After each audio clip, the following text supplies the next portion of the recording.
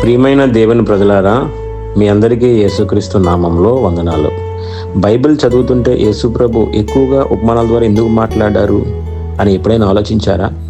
ఈ రోజు నుంచే ప్రతిరోజు ఒక ఉపమానం మన జీవితాలను ఎలా వర్తిస్తుందో సులభంగా తెలుసుకుందాం. ఉపమానం అంటే ఆకాశ రాజ్య సత్యాలను సాధారణ జీవిత ఉదాహరణలతో చెప్పడమే.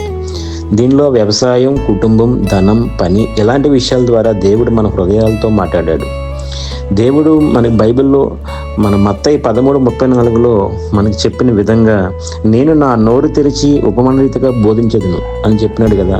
యేసు ప్రభు ఉపమానాలు చెప్పిన ఉద్దేశం సత్యాన్ని సులభంగా అర్థమయ్యేలాగా చేయుట, వినేవారి హృదయస్థితిని బయటపెట్టుట, సత్యాన్ని వెదికే వారికి మాత్రమే వెల్లడించుట. మన జీవితాల్లో మార్పు రావడానికి ఉపమానాలు కథలు కాదు, జీవితాన్ని మార్చే సత్యాలు. ఈ ఛానల్లో ప్రతిరోజు ఒక ఉపమానం సులభమైన తెలుగులో బైబిల్ ఆధారంగా మన జీవితానికి అన్వయంతో చెప్పబడుతుంది. మీరు కొత్త విశ్వాసి అయినా పాత విశ్వాసి అయినా ఈ సిరీస్ మీకు ఖచ్చితంగా ఆశీర్వాదకంగా ఉంటుంది. రేపు మొదటి దినాన మనము విత్తనపు ఉపమానం, అందులో ఏంటంటే మన హృదయము ఏ నేల అనే ప్రశ్నతో ఈ సిరీస్ని ప్రారంభిస్తాం. ఈ సిరీస్ మీకు ఉపయోగపడాలంటే సబ్స్క్రైబ్ చేయండి, బెల్ ఐకాన్ ఆన్ చేయండి, ఈ వీడియోని షేర్ చేయండి.